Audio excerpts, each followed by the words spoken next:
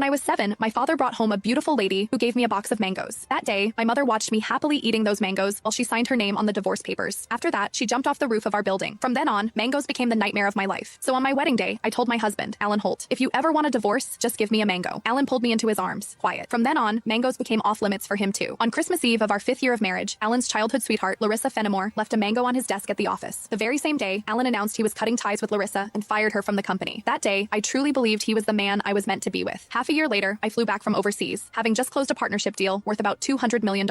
At the celebration dinner, Alan handed me a drink. After I had finished half the glass, his so-called childhood sweetheart, the woman who had been kicked out of the company, stood behind me with a big grin and asked, "Does the mango juice taste good?" I stared at Alan in disbelief, and he was trying hard not to laugh. "Don't be mad. Larissa insisted I played a little joke on you. I didn't actually give you a mango. I just gave you a bottle of mango juice. But I think she's right. The fact that you don't eat mangoes is a real problem. You were really enjoying that juice just now." My face went cold. I lifted my hand and threw the rest of the mango juice in his face, then turned around and walked away. Some things are never a joke. I wouldn't kid around with mangoes or divorce. Ms. Mendez, your stomach condition flared up again because of stress and emotional triggers. If there's something you really don't like to eat, you mustn't force it down again. The next time might not just be a stomach ache. We might have to remove part of your stomach. Stay in the hospital for observation for 1 day and contact your family as soon as you can. When I heard the doctor say that, I went completely quiet. For the sake of a new project, I had been overseas for 39 straight days, working day and night, and I finally made it back in one piece. I never expected that at the celebration dinner, one glass of mango juice from Alan would land me right in a hospital bed. Out of habit, I tapped open my pinned chat on WhatsApp, typed 2 words, and then realized something felt off. Looking closely, I confirmed that it was Alan Holt. He had just changed his profile picture. Now, it was a green mango. While I was staring blankly at the chat window, Alan's call came through. He sounded cold. "I'm already home. Where are you?" I said nothing. Any other time, I would soften my voice and act like a spoiled little girl with him. But tonight, I honestly didn't know what to say. Alan sounded annoyed. "Myra, how long are you planning to keep this up?" "I'm at the hospital." Alan went quiet. He had never shown much interest in my health. He would never have guessed that one glass of mango juice from him would send me straight to the emergency room. "Stay put at the hospital. I'm coming over right now." I didn't want to deal with him, but my body was so weak that I didn't feel like moving at all. Time dragged by. The doctor came in to check on me 3 different times, and Alan still didn't show up. Right before I went to sleep, I glanced at my phone one last time and saw Larissa Fenimore's new post on her social feed. "Every time I get hurt, my knight in shining armor shows up. I'm so lucky." The picture under it was a shot of Alan putting a bandage on her. Larissa's profile picture was a yellow mango. It was pretty, but it made me sick. Alan and I had known each other for 10 years, and he had always known exactly where my bottom line was. After so many years in business, he also knew perfectly well how to keep a proper distance from other women. But now, he kept crossing that line again and again. In that case, our marriage and the newest project I had negotiated no longer needed to exist. I had closed a $200 million deal in West Arkin that could have changed the company's future, but at that moment, it didn't matter anymore. When I woke up the next morning, Alan hadn't sent a single message or made a single call. I wasn't even angry. After the follow-up check confirmed I was fine, I went straight home to a 5,300 square foot luxury villa that Alan and I had bought the previous year. 7 years ago, when we graduated, we squeezed into a basement room and shared 1 cup of instant noodles. 5 years ago, when we registered our marriage, we ate at a street food stall and went home with a tiny 4-inch cake. Now, I was alone in a huge empty house, nursing my wounds by myself. I figured I would get used to it eventually. I was reviewing the divorce papers the lawyer sent me when Alan finally came.